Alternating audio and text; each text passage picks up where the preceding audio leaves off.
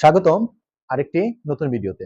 আজকের ভিডিওতে আমরা পদার্থবিজ্ঞান দ্বিতীয় পত্র স্থিরতড়িৎ অধ্যায়ের রাজশাহী বোর্ড 2024 সালে আসা একটা সৃজনশীল প্রশ্ন ব্যাখ্যা সহ সমাধান করব।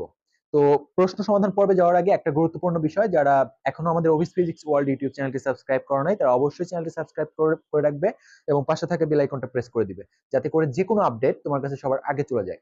কারণ আর আমাদের এই চ্যানেলটাতে কিন্তু প্লেলিস্ট আকারে তোমার বিভিন্ন বোর্ডের ফিজিক্সের সকল বোর্ডের সকল অধ্যায় ভিত্তিক বোর্ড প্রশ্নগুলো সমাধান করে প্লেলিস্ট আকারে দেওয়া আছে। তুমি চাইলে ওইখানে গিয়ে তোমার প্রয়োজন অনুযায়ী ভিডিওগুলো দেখে নিতে পারো এবং সকল বোর্ড প্রশ্নের অ্যান্সারগুলো দেখে নিতে পারো।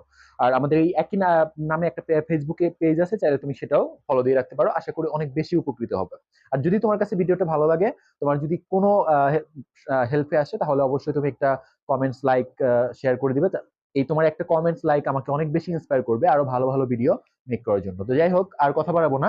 আমি বরাবরের মতোই আজকের যে প্রশ্নটা সেটা আমার বোর্ডে লিখে রাখছি। দেখো, যেখানে বলা হয়েছে যে একটি ধারক 150টি বৃত্তাকার টিনের পাতের তৈরি। ঠিক আছে, এখানে বলছে বৃত্তাকার পাত। দেখো, একটি ধারক 150টি বৃত্তাকার টিনের পাতের তৈরি।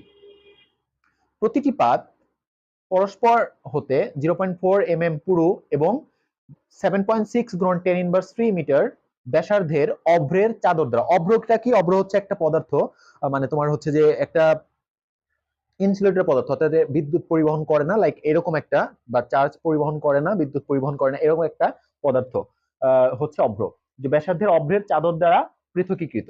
অভ্রের পরাবৈদ্যুতিক ধ্রুবক হচ্ছে 6 এবং এটি একটি অন্তর, এই যে বলছে, এবং একটি অন্তর একটি পাত পরস্পর যুক্ত, মানে একটার পর একটা। এটা বলতে বোঝাইছে যে একটি অন্তর একটি মানে হচ্ছে একটার পর একটা পাত পরস্পর যুক্ত আছে। তো ব্যাপারটা খেয়াল করো, আমি একটু তোমাদেরকে বুঝাই যে আসলে উদ্দীপকে কি বলার চেষ্টা করছে। মনে করো এরকম গোলাকৃতির এই একটা পাত, এই একটা গোলাকৃতির পাত, এর সাইডে এখানে আরেকটা পাত আছে, এরকম এখানে আরেকটা পাত আছে, এখানে এই পাশে দিয়ে আমি আরেকটা, এখানে আছে, এরকম অনেকগুলো পাত আছে। এবং এই যে মাঝখানের জায়গা দেখো, একটা দেখো পরস্পর যুক্ত আছে এরকম করে। ওকে, এবং এই মাঝখানে দেখো, এই মাঝখানের জায়গাটা কি আছে?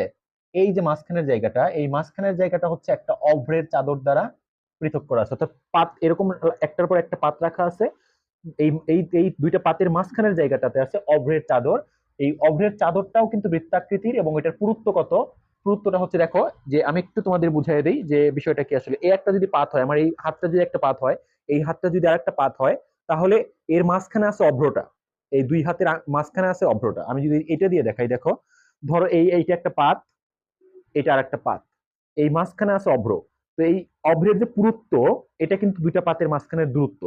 তার মানে অভ্রের পুরুত্ব আর এই দুইটা পাতের মাঝখানের যে দূরত্ব সেটা কিন্তু এক। ভালো করে খেয়াল করো। তো যাই হোক, আমি এখানে এটা মানে চিত্রটা আঁকে একটু টাফ হবে, যার কারণে আমি এই পাতগুলা, বৃত্তাকার পাতগুলোকে আমি একটু সহজ করে দেখাচ্ছি। ধরো এই একটা পাত দিলাম, ঠিক আছে, এটা বৃত্তাকার প্রশ্ন বলছে, বাট আমি তোমাকে বোঝানোর সুবিধার্থে আমি এইভাবে আঁকতেছি।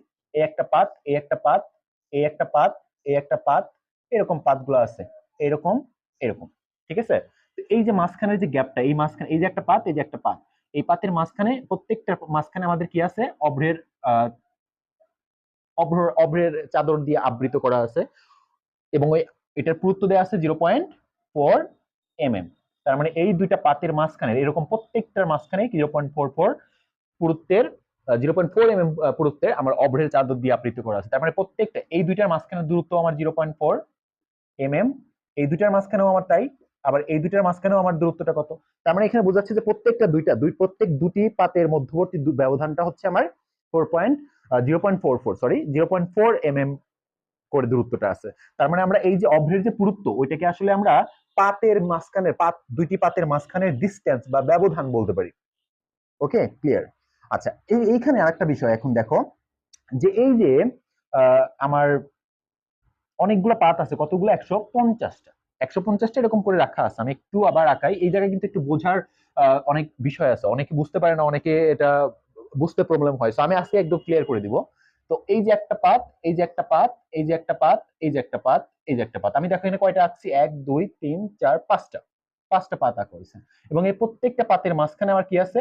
অভ্র রাখা আছে, অভ্র রাখা আছে। এটা এখানে অভ্র রাখা আছে, এখানে অভ্র রাখা আছে, এরকম রাখা আছে।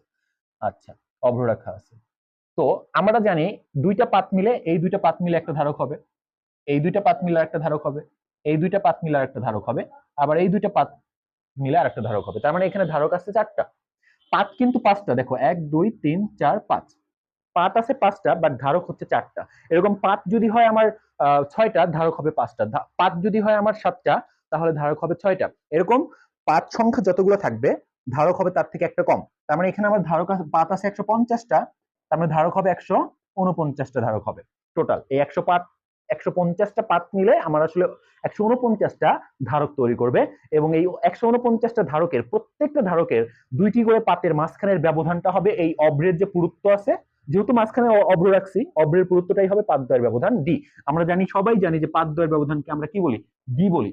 এটা নিয়ে আমি আর পরে কথা বলতেছি। তো ডি এর ভ্যালু এখানে আসলে 0.4 mm, 4 mm, যেটাকে আমরা মিটার করলে হবে 0.4 গুণন 10⁻³ মিটার। আমরা জানি mm থেকে মিটারে আনতে 1000 দ্বারা ভাগ করতে হয়, অর্থাৎ 10⁻³ দ্বারা গুণ করতে হয়। সো এইটা আশা করি এটি বুঝছো। এখন এখানে একটা ইম্পর্টেন্ট বিষয়, যে এই যে আমাকে এই যে 150টা পাত মিলে আমার 149টা ধারক উৎপন্ন করতেছে, এই ধারকগুলা পরস্পর কিভাবে যুক্ত আছে, শ্রেণীতে যুক্ত আছে নাকি সমান্তরালে যুক্ত আছে, এই বিষয়টা কিন্তু অনেকে আমরা ধরতে পারি না। অনেকে আমরা শ্রেণী ধরে ফেলি এখানে। দেখো এখানে কিন্তু আসলে শ্রেণী নেই। শ্রেণীর বিষয়টা বুঝো, শ্রেণীতে কানেক্ট থাকা মানে কিন্তু এটা, যারা শ্রেণী সার্কিট সম্পর্কে ধারণা আছে ধারকের, আমরা জানি সবাই এইটা হচ্ছে ধারক, ধারকের হচ্ছে বর্তনী চিত্র হচ্ছে এইটা। যেমন আমরা রোধকে এইভাবে প্রকাশ করি না, একইভাবে ধারককে বর্তনীতে যখন আমরা আঁকি তখন এইভাবে আঁকা হয়। অনেকগুলো ধারককে যখন আমরা আঁকি একসাথে এরকম, তো শ্রেণী সার্কিটটা কিন্তু এরকম হবে। ধারকের এই একটা ধারক, তারপরে এই একটা ধারক, দেখো এই একটা ধারক, ঠিক আছে, এই একটা ধারক, এরকম কিন্তু যদি মানে প্রথম ধারকের এটা হচ্ছে প্রথম প্রান্ত, এটা দ্বিতীয় প্রান্ত, তো এই যে দ্বিতীয় প্রান্তের সাথে প্রথম প্রান্তের দ্বিতীয় প্রান্তের সাথে দ্বিতীয় প্রান্তে ধারকের প্রথম ধারকের দ্বিতীয় প্রান্তের সাথে দ্বিতীয় ধারকের প্রথম প্রান্তটা কানেক্ট করা আছে, এরকম একটার পর একটা থাকা। তুমি বলবে এখানেও তো তাই আছে, এই যে দুইটা, এই যে, কিন্তু আসলে একটু খেয়াল করো, একটু চিন্তা করো, এইখানে কিন্তু ওই যে প্রথম যে ধারকটা তার দ্বিতীয় প্রান্তের সাথে দ্বিতীয় ধারকের প্রথম প্রান্তটা তার দ্বারা যুক্ত, তার দ্বারা সংযুক্ত করা আছে।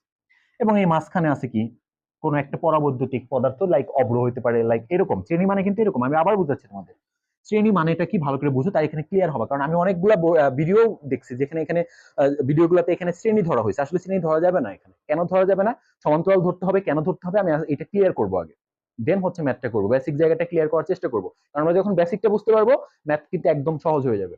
তো এই যে শ্রেণী, দেখো শ্রেণী কানেকশন মানে হচ্ছে এইরকম, এই একটা ধারক, তারপরে এই একটা ধারক, তারপরে এরকম একটা ধারক, তার এইটাকে আমরা শ্রেণী বলি। যে প্রথম ধারকের দ্বিতীয় প্রান্তের সাথে দ্বিতীয় ধারকের প্রথম প্রান্ত তার দ্বারা যুক্ত করা আছে, এবং প্রত্যেকটা পাতের মাঝখানে তো অবশ্যই ধারক মানেই তো পাতের মাঝখানে কোনো একটা পরাবৈদ্যুতিক পদার্থ থাকবে, লাইক সেটা বাতাস হইতে পারে, লাইক তোমার কোনো একটা প্লাস্টিক হইতে পারে, কোনো একটা অভ্র হইতে পারে, গ্লাস হইতে পারে, যে কোনো একটা পদার্থ থাকবে এখানে আছে, মনে করো এখানে আছে। কিন্তু এখানে ইম্পর্টেন্ট থিং হচ্ছে প্রথম ধারকের দ্বিতীয় প্রান্তের সাথে দ্বিতীয় প্রান্তের প্রথম প্রান্তটা কিন্তু তার দ্বারা যুক্ত, এখানে কিন্তু কোনো পদার্থ নাই, এখানে কিন্তু কোনো পদার্থ নাই, এটা কিন্তু সরাসরি কানেক্ট করা। এবং আবার এই যে দেখো এই পাতদ্বয়ের মাঝখানে অভ্র আছে, কিন্তু আবার দ্বিতীয় যে ধারকটা এবং তৃতীয় ধারকের দ্বিতীয় প্রান্ত এবং তৃতীয় ধারকের প্রথম প্রান্ত কিন্তু তার দ্বারা কানেক্ট করা। কিন্তু এইখানে খেয়াল করো, এই যে এটা হচ্ছে প্রথম ধারক, যদি শ্রেণী হইতো, শ্রেণী হইতে গেলে এইখানে কিন্তু অভ্র থাকা যাইতো না, অভ্র না থেকে এখানে কানেক্ট থাকতে হতো তার দ্বারা। কিন্তু তারা কিন্তু সেটা বলে নাই, তারা বলছে কি যে এখানে সব জায়গাতেই প্রত্যেকটা পাতের মাঝখানে অভ্র আছে, তার মানে এটা কিন্তু আমার শ্রেণী না, এটা শ্রেণী না। শ্রেণী হইতে গেলে দুইটা পাতের মাঝখানে কোনো একটা পরাবৈদ্যুতিক ধ্রুবক থাকতে হবে, পরাবৈদ্যুতিক পদার্থ থাকতে হবে, লাইক সেটা অভ্র হইতে পারে, সেটা বায়ু হইতে পারে, সেটা গ্লাস হইতে পারে, আদার্স যে কোনো একটা তোমার হচ্ছে পরাবৈদ্যুতিক মাধ্যম থাকবে। কিন্তু ঠিক তার পরের যে দুটো পাত তারা কিন্তু আবার কি থাকবে, তারা কিন্তু তার দ্বারা সংযুক্ত থাকবে। তারপরের দুইটা পাতের মাঝখানে আবার ইয়া থাকবে, কিন্তু তারপরের দুইটার মধ্যে কিন্তু আবার কানেক্ট করা থাকতে হবে। আশা করি বুঝাইতে পারছি। কিন্তু এইখানে খেয়াল করো, প্রত্যেকটা পাতের মাঝখানের দূরত্ব দুইটার মধ্যে কিন্তু আবার অবরোধ আছে।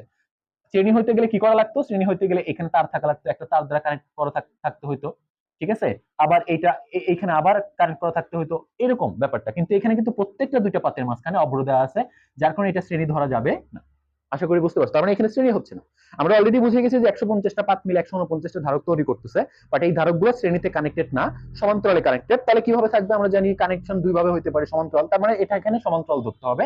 ব্যাপারটা এইরকম হবে, দেখো এই যে একটা পাত, এই যে একটা পাত, এই যে একটা পাত, এই যে একটা পাত, এই যে একটা পাত, এরকম 149টা আছে। 150টা মিলে আমি এতগুলা তো ধরে রাখতে পারবো না, তোমাদের জাস্ট কয়েকটা দেখাচ্ছি যে এই যে, তার মানে এই যে তোমার পাত, একটা পাত, এই পাত একটু বড় করে দেই আমি, এই যে পাত, তার মানে এই যে একটা, এই একটা, দেখো এই একটা, এই একটা, মানে একটা পর পর, তারপরে এই একটা, এগুলা সবগুলো আসলে ব্যাটারির এক প্রান্তের সাথে যুক্ত আছে, আর এইগুলা আছে আর এক প্রান্তের সাথে কানেক্ট করা আছে। ব্যাপারটা এরকম করে করতে হবে এই জিনিসটা। এই হচ্ছে ধারকের ব্যাপারটা। এই যে দুইটা পাত, এই যে দুইটা পাত, এই একটা ধারক, এই যে দুইটা পাত, এই একটা ধারক, দেখো এই প্রত্যেকটার এই যে এই একটা ধারক, এই একটা ধারক, এই ধারকগুলার সবগুলার এক প্রান্ত এক জায়গায় আছে, সবগুলার অপর প্রান্ত আরেক জায়গায় আছে। এইভাবে কানেক্ট করতে হবে। তুমি বলবা কেন আমি ওইভাবে কানেক্ট করবো শ্রেণীর মতো? হবে না শ্রেণীর মতো। তুমি যদি এরকম চিন্তা করো, তুমি বলবা স্যার আপনি এইভাবে চিন্তা করেন না কেন, এই একটা পাত, এই একটা পাত, এরকম আছে 150টা না, আপনি এইভাবে চিন্তা করেন যে একটা পাত, দুইটা পাত, তিনটা পাত, চারটা পাত, পাঁচটা, ছয়টা, আপনি একবার এভাবে কানেক্ট করেন। এটা করলে তো আরো হবে না। কারণ দেখো ধারকের কিন্তু একটা ইয়ে আছে, ধারকের বেসিক কনসেপ্টটা কি, যে এই দুইটা পাতের মাঝখানে অবশ্যই কোনো একটা পরাবৈদ্যুতিক মাধ্যম থাকতে হবে। তার মানে আমি যদি একদম একটা রড দিয়ে চিন্তা করি, একটা তার দিয়ে সবগুলোকে এরকম করে কানেক্ট করে দিই, তার মানে কিন্তু তখন কিন্তু ধারকের কনসেপ্টটাই থাকবে না। কারণ ধারকের কনসেপ্ট অনুযায়ী এই মাঝখানে কি থাকতে হবে? অবশ্যই ডিসকানেক্ট থাকতে হবে, একটা পরাবৈদ্যুতিক মাধ্যম থাকতে হবে। হ্যাঁ, একেবারে সবগুলো এরকম কানেকশন দেওয়া থাকা যাবে না। তার মানে এই পাতগুলো যে আছে, এবং ওরা কিন্তু বলেই দিয়েছে যে প্রত্যেকটা দুইটা পাতের মাঝখানে অপদেয় আছে। তার মানে আমরা দেখলাম যে শ্রেণীর ক্ষেত্রে যে কনসেপ্টটা আমরা বুঝি, শ্রেণীর ক্ষেত্রে একটা ধারকের মাঝখানে দুইটা পাতের মাঝখানে অব্র দেওয়া থাকলেও ঠিক তার মানে প্রথম পাত আর দ্বিতীয় পাতের মাঝখানে অব্র দেওয়া থাকলেও দ্বিতীয় এবং তৃতীয় তারের মধ্যে কানেকশন থাকতে হবে, আবার তৃতীয় এবং চতুর্থ তারের মধ্যে আবার পরাবৈদ্যুতিক মাধ্যম বা অব্র থাকবে, আবার কিন্তু তার দ্বারা কানেকশন থাকতে হবে, কিন্তু সেটা কিন্তু এখানে নাই। তার মানে এটা আসলে সমান্তরাল সংযুক্ত হবে, এটা শ্রেণী ধরা যাবে না। আমি এটাই বোঝানোর চেষ্টা করলাম, কারণ অনেকগুলো জায়গায় দেখছি অনেক টিচার কিন্তু এটাকে শ্রেণী ধরে করার চেষ্টা করে। এটা কখনোই সম্ভব না, এটা শ্রেণী হবে না, এটা সমান্তরাল ধরতে হবে। তার মানে আমি এখানকার বেসিকটা কি বুঝলাম, যে এই যে 150টা পাত মিলে যে 149টা ধারক তৈরি করতেছে, 149টা কেন সেটাও কিন্তু আমি বুঝাইছি, কারণ দুইটা পাত মিলে একটা ধারক হয়। এই 149টা এরকম যদি গুনি আমরা দুইটা দুইটা করে 149টাই পাবো, তার মানে পাত সংখ্যা যা থাকবে ধারক হবে তার থেকে একটা কম। জাস্ট সিম্পল কথা। এবং এই যে ধারকগুলা এটা কিভাবে কানেক্ট থাকবে, যদি পাতগুলার মাঝখানে অবরোধ থাকে। এখানে কিন্তু ইম্পর্টেন্ট একটা থিং হচ্ছে, পাতগুলার মাঝখানে প্রত্যেকটা দুইটা পাতের একটার পর একটা কিন্তু লাগানো আছে, এবং প্রত্যেকটার মাঝখানে কিন্তু কি দেয়া আছে, অবরোধ দেয়া আছে। এরকম কেস যদি হয় তাহলে অবশ্যই পাতগুলাকে, তোমার ধারকগুলাকে শ্রেণীতে ধরা যাবে না, সমান্তরালে ধরতে হবে। আমি বুঝাইতে পারছি আশা করি। কিন্তু ব্যাপারটা যদি এরকম হইতো যে দুইটার প্রথম এবং দ্বিতীয় পাতের মাঝখানে অব্র আছে, বাট এখানে নাই, এখানে কানেকশন দেওয়া আছে, তখন কিন্তু শ্রেণী ধরা যাইতো। কিন্তু যেহেতু এখানে প্রত্যেকটা পাতের মাঝখানেই অব্র দেওয়া আছে, সেক্ষেত্রে সমান্তরাল ধরতে হবে। আশা করি ক্লিয়ার। এখন কিন্তু দেখো একদম সহজ হয়ে গেছে, আমরা বুঝে গেছি অলরেডি যে এখানে 149টা ধারক আছে, এবং এই 149টা ধারক পরস্পর সমান্তরালে সংযুক্ত আছে। এখন আমাকে প্রশ্ন করছি কি, দেখো উদ্দীপকের ধারকের ধারকত্ব নির্ণয় করো।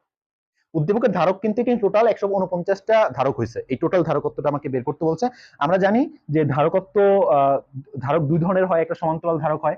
সমান্তরাল ধারকের ধারকত্ব আমরা বের করার জন্য এটা এই সূত্রটা ইউজ করি, epsilon naught K A by B. এটা হচ্ছে সমান্তরালের ক্ষেত্রে, ঠিক আছে। সমান্তরাল ক্ষেত্রে আমরা কিন্তু যেহেতু সমান্তরাল, একটা ধারকের ধারকত্ব আমরা এই সূত্র দিয়ে বের করি, এটা দিয়ে বের করি, তাই না? আমরা এটা কিন্তু পাতের কথা বলছে, খেয়াল রেখো, গোলীয় পাত ধারক, একটা হচ্ছে গোলাকার ধারক, এটা কিন্তু গোলাকার না, এখানে কিন্তু স্পষ্ট বলে দিচ্ছে বৃত্তাকার টিনের পাত, চারটা পাত পয়সার মতো, কিন্তু গোলাকার ফুটবল বা টেনিস বলের মতো যদি কোনো একটা দিয়ে ধারক তৈরি করা হতো, সেটা কিন্তু সূত্র হইতো এটা সি ইজ ইকুয়াল টু আমরা জানি 4 পাই এপসাইলন নট, আর এটা হয়তো গোলাকার বস্তুর ধারকত্ব, কিন্তু এটা কিন্তু গোলাকার না, বৃত্তাকার পাত হইলে আমার অবশ্যই ধারকত্ব এটা হবে। এবং এটা হচ্ছে একটা ধারকের ধারকত্ব বের করার সূত্র, বাট এইরকম ধারক কয়টা আছে, 149টা আছে। তার মানে এখানে 149টা যেহেতু সমান্তরালে আছে, আমরা জানি সমান্তরালে থাকলে যোগ করতে হয়, খেয়াল করো। তার মানে একটা ধারকের ধারকত্ব আমরা আগে বের করে নিই। এখানে একটু দেখো, এখানে এপসাইলন নট, আমরা জানি সবাই এপসাইলন নট কে বলা হয় হচ্ছে মাধ্যমের, শূন্য মাধ্যমের ভেদন যোগ্যতা, শূন্য মাধ্যমের ভেদন যোগ্যতা বলা হয়, এবং এটার মান, এই এপসাইলন নটের যে মানটা সেটা হচ্ছে 8.854 গুণন 10 ইনভার্স 12। এটা হচ্ছে আমার এপসাইলন নটের মান। ওকে, আচ্ছা, তো আমরা এখানে এটা বসাবো, যেহেতু সূত্র কি আমাদের, সূত্র হচ্ছে এটা C equal to epsilon naught K A by D. যেখানে আমি বলি একটু, এপসাইলন নটটা হচ্ছে মাধ্যমের ভেদনযোগ্যতা, শূন্য মাধ্যমের ভেদনযোগ্যতা, সেটার মান আমরা জানি 8.854 গুণন 10^12।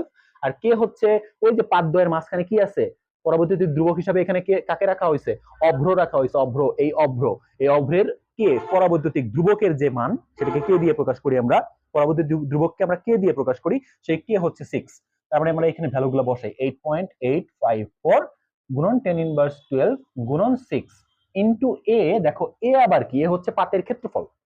পাতের ক্ষেত্রফল কি প্রশ্নে কোথাও দেওয়া আছে? দেখো একটি ধারক 150টি বৃত্তাকার পাতের টিনের তৈরি, প্রতিটি পাতের পরস্পর এত মিটার পুরু এবং এত মিটার ব্যাসার্ধের অভ্রের চাদর দ্বারা পৃথককৃত। কোথাও কিন্তু এবং অভ্রের পরবর্তী ধ্রুবক 6 এবং একটার পর একটা সাজানো আছে, এটা বলছে। এখানে কিন্তু কোথাও পাতের ক্ষেত্রফল নেই। তার মানে পাতের ক্ষেত্রফল আমাকে বের করতে হবে। যেহেতু বৃত্তাকার পাত বলছে, তো আমরা জানি বৃত্তাকার পাতের ক্ষেত্রফল সূত্র হচ্ছে পাই আর স্কয়ার। এখন এখানে পাতের ক্ষেত্র, এটা হচ্ছে পাতের ব্যাসার্ধ, কিন্তু পাতের ব্যাসার্ধ নাই, কিন্তু অভ্রের ব্যাসার্ধ আছে। দেখো যেহেতু আমার পাতগুলার মাঝখানে অভ্র আছে, তার মানে অভ্রের ব্যাসার্ধ আর পাতের ব্যাসার্ধ একই হবে এখানে। এই জন্য আমরা এখানে অভ্রের যে ব্যাসার্ধ আছে সেটাকে আমরা ধরতে পারি। তো এখানে যদি আমার 3.1416 ইন্টু তোমার হচ্ছে যে এই যে আমার যে ভ্যালুটা 7.6 গুণন 10^, কত আমার 3, এটাকে স্কোয়ার করলে আমার স্কোয়ার করে দিলে আমার এখান থেকে কিন্তু আমরা ক্ষেত্রফলটা পেয়ে যাব। এবং এই ক্ষেত্রফলটা হবে 1.815 গুণন তোমার হচ্ছে 10^4 মিটার স্কোয়ার। এটা হচ্ছে আমাদের কিন্তু ক্ষেত্রফলটা পেয়ে গেলাম। এই ক্ষেত্রফলটা আমরা এখানে বসাই দিই। দেখো এখানে একটু ব্র্যাকেট দিয়ে দিই আমি। ক্ষেত্রফলটা হচ্ছে 1.815 গুণন 10^4 ডিভাইডেড বাই ডি। কত আমার ডি হচ্ছে ওই যে অভ্রের পুরুত্ব, যেটা ওইটাই ডি আমি প্রথমেই বুঝাইছি। তো সেটা হচ্ছে 0.4 গুণন 10^, এটা মিলিমিটার আছে, এটাতে মিটার করে নিলাম, 1000 দ্বারা ভাগ করে, অর্থাৎ 10^3 দ্বারা গুণ করে। এইটা হচ্ছে আমাদের একটা ধারকের ধারকত্ব পাবো। এখানে কত পাবো এটা দেখো, এটা হচ্ছে আমার এই একটা ধারকের যে ধারকত্ব সেটা পাওয়া যাবে হচ্ছে তোমার হলো এটা 2.41 গুণন 10^11। হ্যাঁ 10^11 ফ্যারাডে। এটা হচ্ছে একটা ধারকের ধারকত্ব আসলে। বাট এখানে আসলে 150টা পাত মিলে, আমি আগেই বলছি 149টা ধারক আছে এবং এই ধারকগুলা কিসে কানেক্ট আছে, সমান্তরালে, নট শ্রেণীতে। আমি কিন্তু আগে এই বিষয়গুলো ক্লিয়ার করছি। সমান্তরালে যদি ধারক থাকে, আমরা ধারক যেমন তোমরা 19 রোধের তুল্য রোধ পড়ছো না, তুল্য রোধ হচ্ছে আরপি ইজ ইকুয়াল টু পড়ছো হচ্ছে 1/rp is equal two 1/r1/r2 যোগ হচ্ছে 1/r3 plus dot dot dot plus 1/rn এভাবে। এবং শ্রেণীর ক্ষেত্রে পড়ছো rs is equal two R1 যোগ R2 যোগ R3 plus dot dot dot plus Rn।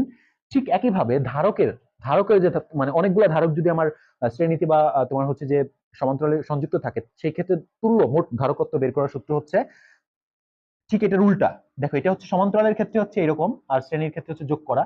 আর ধারকের যেটা, ধারক সমান্তরালে থাকলেই হচ্ছে তুল্য ধারকত্ব যোগ করব, এটা সিএন। তার মানে রোধগুলো যদি শ্রেণী থাকে সেই ক্ষেত্রে আমরা আরএস টোটাল রোধ বের করতে আমরা যোগ করি, বাট আমরা যদি ধারকগুলো সমান্তরালে পেয়ে যাই তখন তুল্য ধারকত্ব বের করতে হয় যোগ করে। আর যদি শ্রেণীতে পেয়ে যাই সেই ক্ষেত্রে হবে 1/CS is equal two 1/C1 যোগ 1/C2 যোগ 1/C3 plus dot dot dot plus 1/CN, এইভাবে করি।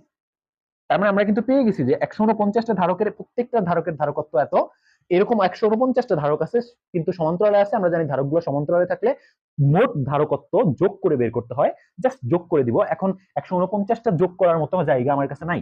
149টা যোগ করার মতো জায়গা আমার কাছে নাই। যোগ করার শর্টকাট প্রসেস কি জানো? গুণ করা। 149টা ধারক সমান্তরালে আছে, তো 149টা একটা একটা করে যোগ করব। এত জায়গা আমার দরকার নাই, 149 দিয়ে আমি একটাকে গুণ করে দিব। ধরো আমি এরকম লিখলাম 2 যোগ 2 যোগ 2 যোগ 2, কয়টা 2 লিখছি? 1 2 3 4। তো আমি যদি দেখো এখানে কত হবে, এখানে হবে 8।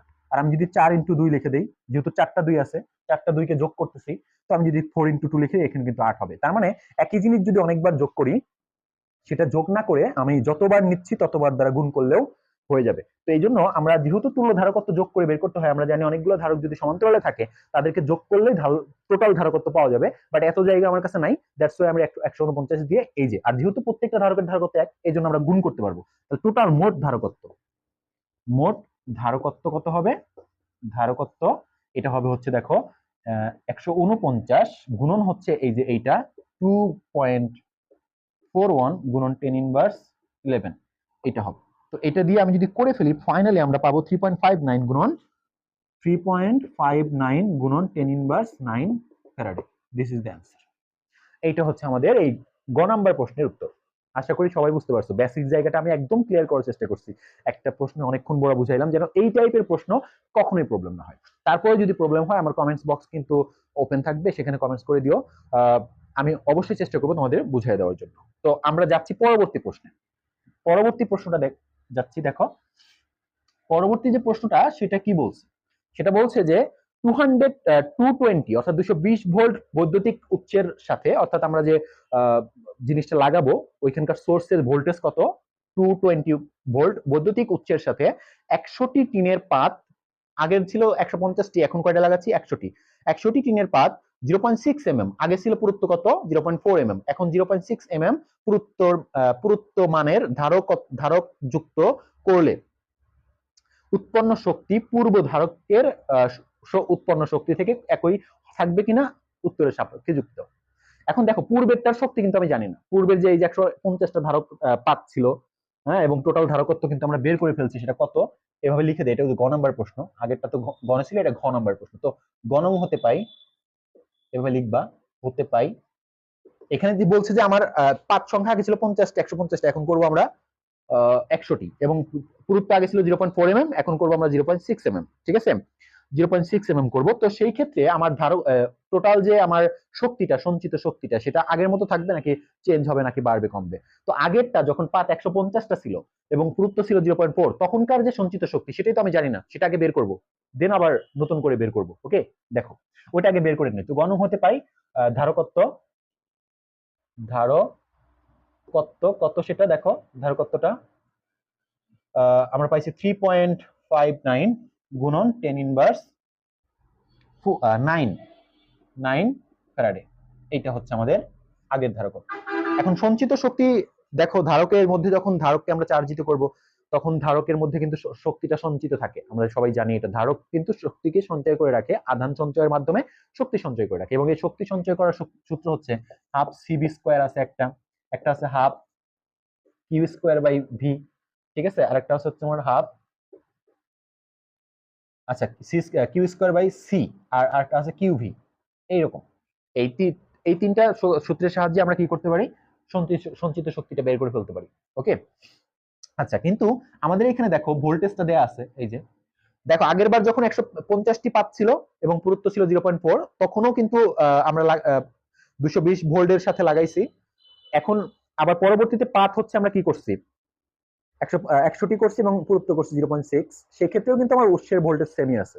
তো ভোল্টেজ দুই ক্ষেত্রে এক। তো এখানে এই যে ভোল্টেজটা দেওয়া আছে আর ধারকত্ব কিন্তু আমরা পাইছি, তার মানে এই সূত্র দিয়ে করাটা ভালো হবে সঞ্চিত শক্তিটা। তো আমরা এই সূত্র দিয়ে সঞ্চিত শক্তিটা বের করে ফেলি। তো দেখো, সুতরাং সঞ্চিত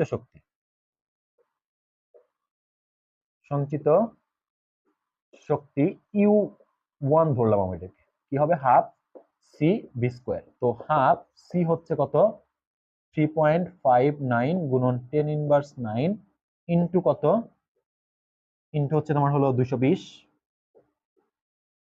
স্কোয়ার। এইটা দেখো কত আসতেছে আমাদের, এটা আসতেছে হচ্ছে 8.6878, 8.6878 গুণন 10⁻5, 10⁻5 জুল। এটা হচ্ছে আমাদের পূর্বেরটা। এখন পরবর্তীতে যে বললো যে আমার যদি ওই 200 ভোল্ট 220 ভোল্টের সাথেই আমি লাগাবো, কিন্তু এবার পাত কি করছি, 150 এর জায়গায় 100টি করে ফেলছি, আর পুরুত্ব হচ্ছে 0.4 এর জায়গায় কত করে ফেলছি, 0.6 করছি, তাতে করে আমার সঞ্চিত শক্তি আগের মতো থাকবে নাকি বাড়বে নাকি কমবে, এটাই আমাকে বলছে। তো আমি যখন পাত সংখ্যা 100টি করে ফেললাম 150 এর জায়গায়, আর পুরুত্ব যখন 0.4 এর জায়গায় 0.6 করে ফেললাম, তখন ধারকত্ব কত হবে টোটাল, ওই যে তখন তো ধারক আমার 149টি থাকবে না, কারণ আমি বলছি পাত সংখ্যা যত, ধারক সংখ্যা হবে তার একটা কম, তার মানে তখন ধারক সংখ্যা হবে, যেহেতু পাত নিচে 100টি, ধারক সংখ্যা হবে 99টি, ধারক সংখ্যা হবে শুধু 99টি, এবং পুরুত্ব তো তোমার দূরত্ব যেটা ব্যবধান বা পুরুত্ব যেটা ব্যবধান, আগেই বলছে যে পুরুত্ব এই অব্রের পুরুত্ব এবং তোমার হচ্ছে যে ব্যবধান একই, তো সেটা 0.6 করে ফেলছি। তো এটা কিন্তু আমার আগের মতো আর ধারকত্ব নাও থাকতে পারে, সেটা আমরা দেখবো এখন। তো নতুন ধারকত্ব আবার বের করে ফেলি। তো এটা মানটা মনে রাখো, আমি একটু উপরে মুছে দেই, যে একদম বের করে ফেলবো যে নতুন ধারকত্ব, নতুন ধারকত্ব সেটা কত হবে দেখো, একদম বের করে ফেলি আমি। ধারকত্ব আমি একদম বের করে ফেলি। তুমি এটা হচ্ছে তোমার সি প্রাইম দিলাম, আগেরটা সি বলছিলাম, এটা C prime. C prime is equal to আমরা কি লিখবো, যে এপসাইলন নট। দেখো পরাবৈদ্যুতিক ধ্রুবকের মান কিন্তু একই আছে, এটা কিন্তু চেঞ্জ করে নাই। ওটা আগে 6 ছিল, এখনো 6 আছে, শুধু আমার চেঞ্জ করছে পাতের সংখ্যা আর হচ্ছে যে পুরুত্বটা চেঞ্জ করছে। তো এটা কে, আর হচ্ছে তোমার এ, ব্যাসার্ধটাও একই আছে, ব্যাসার্ধটাও একই আছে, যার কারণে সব একই থাকবে। ডি ওয়ান, এটাকে ডি ওয়ান দিলাম আমি, বা ডি প্রাইম দিলাম, যেহেতু আমার দূরত্বটা চেঞ্জ করে ফেলছি আমরা, এটা হবে। এখন এটা কিন্তু একটা ধারকের ধারকত্ব আসবে। তো এখানে যদি বসাই দেখো মানগুলা, 8.854 গুণন 10^12 ইন্টু হচ্ছে তোমার হলো 6 ইন্টু কত, ওই যে পাতের ক্ষেত্রফল আমরা কত বের করছিলাম, পাতের ক্ষেত্রফল কিন্তু বের করছিলাম আমরা হচ্ছে 1.815 গুণন 10^, তোমার হচ্ছে যে 4, 10^4 ডিভাইডেড বাই দূরত্বটা এবার হবে 0.6 ইন্টু 10^3। এবং এই ধারকত্বটা আমরা নতুন যে ধারকত্ব সেটা কত পাবো দেখো, এইটা পাচ্ছি হচ্ছে তোমার হলো 1.607 গুণন 10^11 ফ্যারাডে। এটা কিন্তু একটার, ওই যে নতুন যখন পাঁচ সংখ্যা আমরা এটা একটা ধারকত্ব পাইলাম, কিন্তু এরকম কয়টা আছে, 100টা পাঁচ যেহেতু, তাহলে আমার কত হবে, আমার 99টা ধারক হবে। তো এটাকে আমার এখন 99 দিয়ে গুণ করতে হবে। 99 দিয়ে যদি গুণ করি এটাকে, তাহলে নতুন ধারকত্ব, টোটাল যে ধারকত্ব পাওয়া যাবো, তাহলে এই এটাকে 99 দিয়ে গুণ করে দাও। আমি একদম এখান থেকে এই গুণটা করে আসি, হ্যাঁ, তাহলে শর্টকাটে হয়ে যাবে যে 99 ইন্টু, কেন 99 দিয়ে গুণ করলাম, ওই যে বুঝতে পারছো যে একটা ধারকত্ব যেহেতু 100টা পাত আছে, এই জন্য আমি 99 দিয়ে গুণ করে দিলাম। এখানেও আমি 99 দিয়ে গুণ করে দিই, তাহলে এখানেও যদি 99 দিয়ে গুণ করি, আমার টোটাল অ্যান্সারটা আসবে কত, টোটাল যে আমার আনসারটা আসবে সেটা হচ্ছে তোমার হলো 1.59 গুণন 10^, তোমার হচ্ছে যে 9, 10^, কত, 9 ফ্যারাডে, 9 ফ্যারাডে। এইটা হচ্ছে আমাদের নতুন ধারকত্ব আসলো। এটা কিন্তু আগের সঞ্চিত শক্তি, এটা মনে রেখো, আমি একটু জাস্ট এখানে রেখে দিছি। এটা হচ্ছে আগের সঞ্চিত শক্তি, নতুন সঞ্চিত শক্তি আমি জাস্ট এখানে লিখি, তোমরা খাতায় সুন্দর করে সাজাই লিখো। তো নতুন সঞ্চিত শক্তি কি হবে, তাহলে আমি ইউ প্রাইম ধরলাম, সেটা হবে half C prime V square, কারণ সি প্রাইমটা এটা নতুনটা যেটা বের করলাম সেটা, আর এই ভি তো আগের মতোই আছে। তো সেই ক্ষেত্রে হাফ ইন্টু সি প্রাইম হচ্ছে 1.59 গুণন 10^9 ইন্টু 220 ভোল্ট স্কোয়ার। এবং এখান থেকে আমরা ফাইনালি আমাদের সঞ্চিত শক্তি পাবো 3.85 গুণন 10^5 জুল। এই হচ্ছে আমাদের পরের পরিবর্তিত সঞ্চিত শক্তি পাচ্ছি। দেখো এখানেও এটা হচ্ছে আগের সঞ্চিত শক্তি, এটা হচ্ছে পরের সঞ্চিত শক্তি, এবং কোনটা বেশি হচ্ছে, আগেরটাই কিন্তু বেশি হচ্ছে। আমাদের পাওয়ারটা কিন্তু সেম, পাওয়ারটা সেম, কিন্তু সংখ্যা, এই গুণের আগের সংখ্যাটা এখানে বড়। আমরা জানি পাওয়ার যদি সেম হয়, এই গুণের আগের সংখ্যা যেখানে বড় থাকবে সেটাই বড় হবে, তার মানে আগের ধারকত্ব সঞ্চিত শক্তি কিন্তু বেশি হবে। তার মানে আমাদের এখানে বলছিল যে উৎপন্ন শক্তি থেকে একই থাকবে কিনা, একই থাকবে না, শক্তি কমে যাবে। ঠিক আছে, একই থাকবে না, সমান হবে না, তার মানে শক্তি কমে যাবে। আশা করি বুঝতে পারছো, এই হচ্ছে ঘটনা।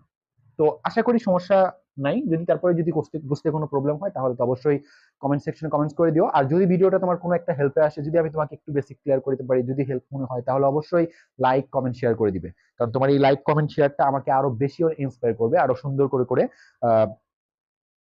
ভিডিও মেক করার জন্য। আর আমি যেভাবে বুঝাইলাম, এইভাবে তুমি বুঝে বুঝে, যাদের বেসিকটা পড়া হয় নাই ভালো করে, তারা যদি এভাবে বোর্ড প্রশ্নগুলো বেসিক সহ বুঝে বুঝে, বেশি না, প্রত্যেকটা চ্যাপ্টারে 15 থেকে 20টা প্রশ্ন বুঝে বুঝে পড়তে পারো, দেখবা যে ওই চ্যাপ্টারটা অনেকটাই তোমার কন্ট্রোলে চলে আসছে, প্রবলেম হবে না। তো যাই হোক, আর কথা বলবো না, দেখা হচ্ছে পরবর্তী ভিডিওতে। সেই পর্যন্ত সবাই ভালো থাকো, আল্লাহ হাফেজ।